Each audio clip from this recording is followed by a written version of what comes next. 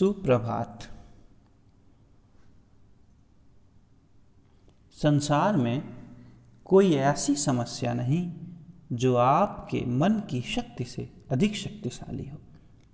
मैं पुनः कहता हूँ, संसार में कोई ऐसी समस्या नहीं जो आपके मन की शक्ति से अधिक शक्तिशाली हो। जी हाँ प्यारे बच्चों, इसी सुविचार के साथ आइए आरंभ करते हैं आज के पठन पाठन का सिलसिला और जानते हैं, पढ़ते हैं एक नए कवि के बारे में। और आपको यह जिज्ञासा ज़रूर हो रही होगी कि आखिर वह कवि कौन है। वह एक ऐसा कवि है जो हमारे हिंदी साहित्याकाश का दादीप्यमान नक्षत्र है, ईश्वर का प्रतिरूप है और आडंबरों का प्रबल विरोधी, यानी कवि कबीरदास जी। कबीरदास जी का जन्म वाराणसी के लहरतारा गांव में 1398 ईस्वी में हुआ था।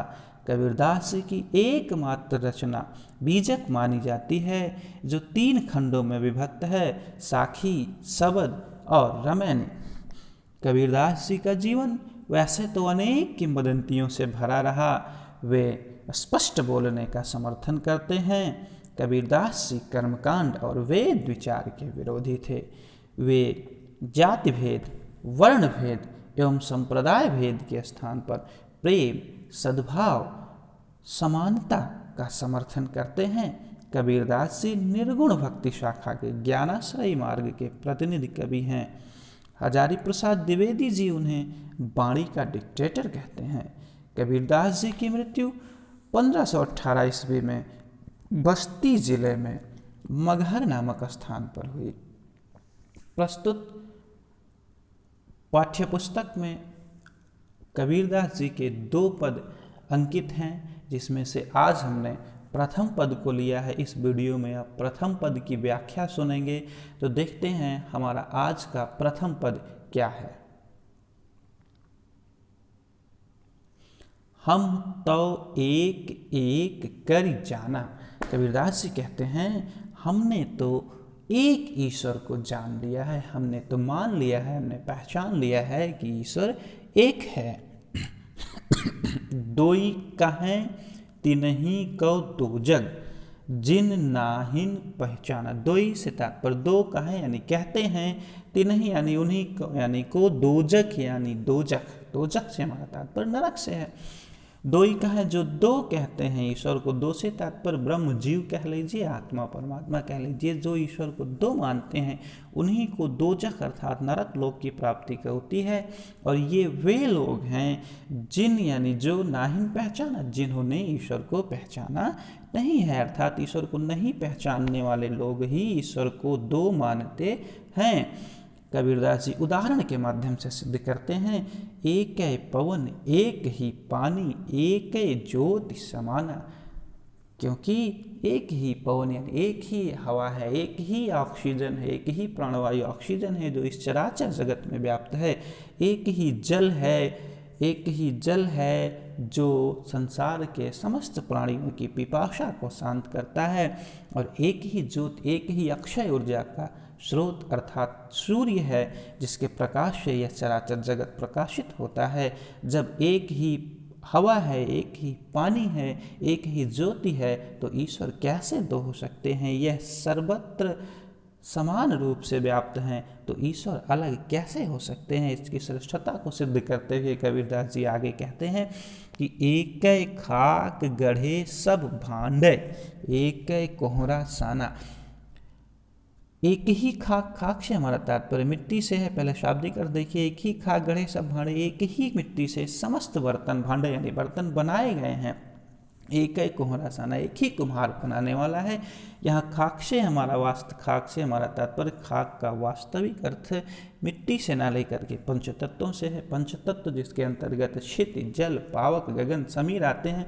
और कोहरा यानी कुम्हार, कुम्हार को ईश्वर का रूप माना गया है, यानी कुम्हार के माध्यम से ईश्वर की ओर संकेत किया जा रहा है। एक ही खाक यानी इन्हीं पंचतत्वों से उस ईश्वर ने समस्त प्राणी मात्र का निर्माण किया है। आगे कबीरदास जी कहते हैं वह ईश्वर प्राणी मात्र में कैसे विद्यमान रहता है, जैसे बाढ़ी काष्ठ ही काटे अगिन न काटे। कोई वह ऐसे विद्यमान रहता है जैसे बाढ़ी अर्थात बढ़ई काष्ठ यानी लकड़ी को काटे यानी काटता है, परंतु लकड़ी में छिपी हुई अग्नि न काटे। कोई अग्नि को कोई काट नहीं सकता। अर्थात आपने देखा होगा कि लकड़ी के अंदर आग छिपी होती है, तभी जब भी हम उसमें आग लगाते हैं तो वो जलती है। पानी में आग नहीं छिपी होती, इसलिए वो जल नहीं सकता। वह ऐसे ही कबीरदास जी सिद्ध करते हैं कि जैसे बाढ़ी जैसे बढ़ई काष्ठ ही काटे, लकड़ी को ही काट सकता है, उसमें से छिपी हुई आग को नहीं काट सकता।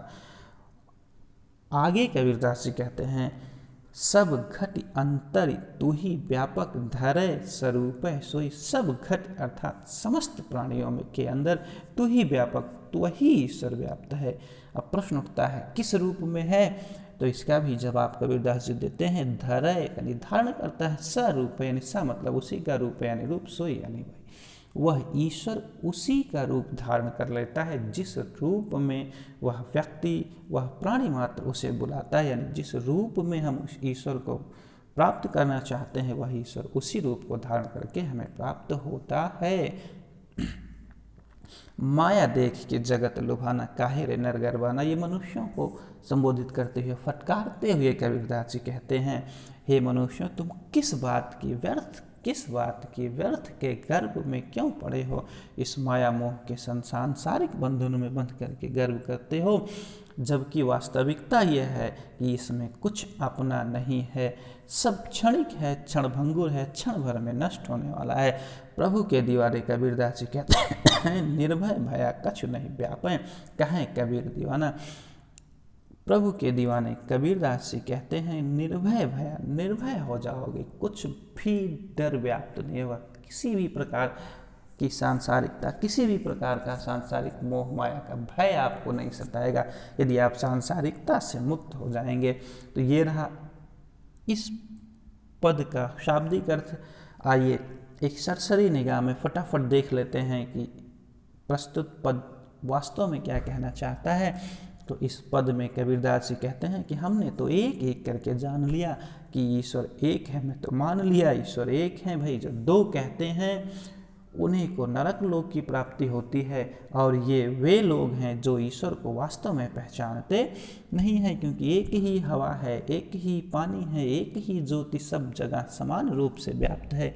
एक ही ईश्वर ने, एक ही परमपिता परमेश्वर ने उन्हीं पंच तत्वों से समस्त प्राणी मात्र का निर्माण किया है। वह जैसे बाढ़ी जैसे बढ़ई लकड़ी को काटता है परंतु उसमें छिपी आग को नहीं काट पा सकता, वैसे परम सत्ता कभी नष्ट नहीं हो सकती, वह हमेशा विद्यमान रहती है। वह सब प्राणियों के अंदर उसी रूप में विद्यमान रहती है जिस रूप में वह उसे पुकारता है, वह उसे बुलाना चाहता है। सांसारिक लोगों को संबोधित करते हुए कबीरदास जी कहते हैं कि हमें कभी गर्व करने की आवश्यकता नहीं है, क्योंकि यह गर्व हमें सांसारिक मोह माया के बंधनों में जकड़ती है, और जब हम मोह माया के बंधनों से मुक्त हो जाएंगे तो हम निडर हो जाएंगे, निर्भय हो जाएंगे, और कभी हमें किसी प्रकार का भय नहीं सताएगा। तो ये तो रहा इस काव्य का अर्थ। अब इस काव्य की काव्यगत सौंदर्य के अंतर्गत हम जानते हैं कि क्या क्या आता है। तो काव्यगत सौंदर्य के अंतर्गत दो चीज़ें आपको लिखना होगा, एक भाव सौंदर्य, एक शिल्प सौंदर्य।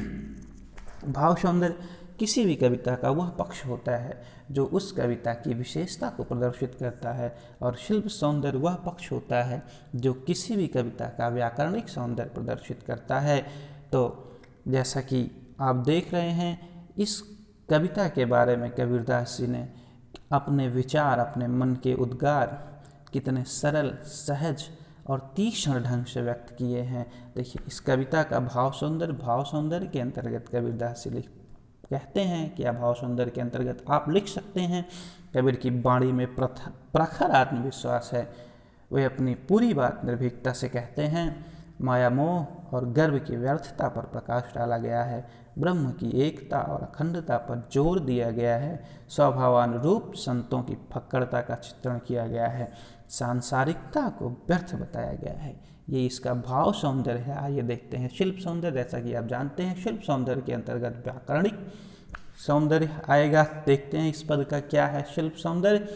तो कबीर की भाषा सदुक्कड़ या पंचमूल खिचड़ी मानी जाती है। सर्वविदित है, ये हर कोई जानता है।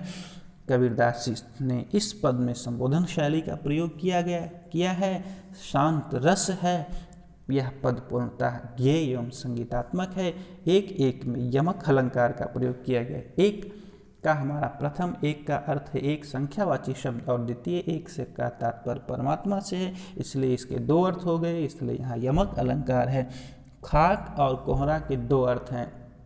खाक से मिट्टी से हमारा तात्पर्य लिया गया, पंचतत्व से लिया गया, कुम्हार से कुम्हार और ईश्वर से लिया गया, इसलिए इसमें रूपकातिशयोक्ति अलंकार है। जिन नाहिन पहचाना कहें कबीर दीवाना, काष्ठ ही काटे अगिन न काटे कोई, आदि पंक्तियों में अनुप्रास अलंकार का प्रयोग किया गया है। आशा ही नहीं पूर्ण विश्वास है कि प्रस्तुत वीडियो में जो भी आपने श्रवण किया वह आपके ज्ञान राशि में अभिवृद्धि करने में सहायक सिद्ध होगा।